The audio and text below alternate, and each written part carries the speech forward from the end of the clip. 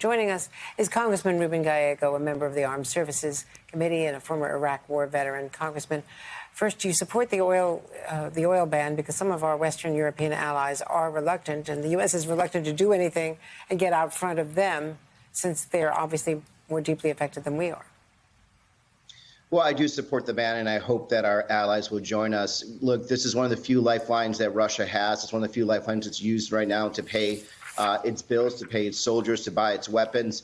And, you know, we can't in good conscience allow them to continue to use oil to wage war. Now, the United States does not actually import that much Russian oil, but it still matters that we need to do something. And I think that this is a good first step. Should we do it unilaterally if our allies won't go along?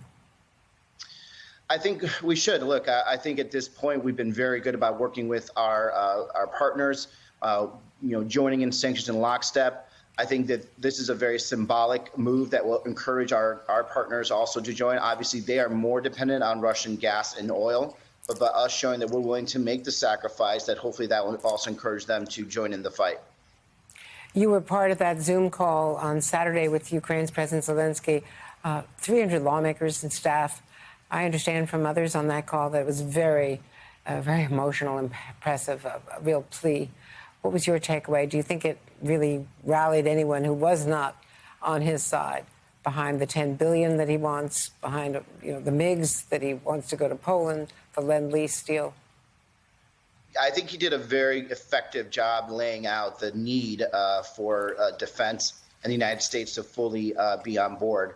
I think he actually was able to convince members to move ahead with a ban on Russian oil, and I think it also encouraged members to believe in the idea that yes, we can transfer weapons such as MiGs to Ukraine without consequences. Now, I don't think we can go to the full boat of what he wants. A no-fly zone is just something that many of us, both Democrats and Republicans, feel it's a step too far. But we do believe that his words have really spurred us to move faster. And I think he has been an excellent leader in such a very trying time.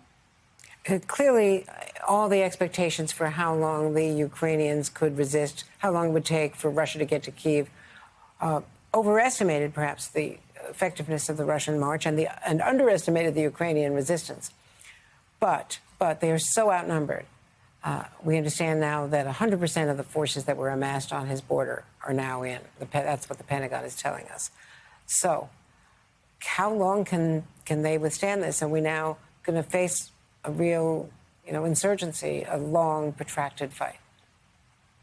I don't think Russia can actually withstand this much longer. They basically have expended some of their best forces already. They're now going to have to follow up with some type of reserve force in a country that sounds like, is pretty divided on this. And they're largely going to be using very untrained conscripts, which are going to be meeting the meat grinder, some very well-trained Ukraine special forces and Ukraine military forces. That plus, if we stick with our sanctions and we all stay together, I do think that we'll be able to make Russia buckle and pull out within a couple months. But let's be clear, Russia already lost this. They cannot fully occupy Ukraine. They will never be able to hold Ukraine.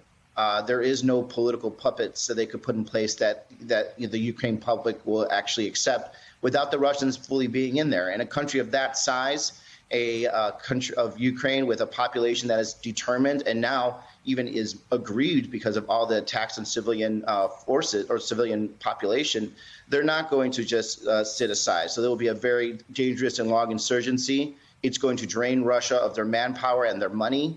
And in the long run, if we stick together, they will be able to push out Russia and defend themselves. Thank you so much, Congressman. As always, really appreciate your expertise, your experience on all of this.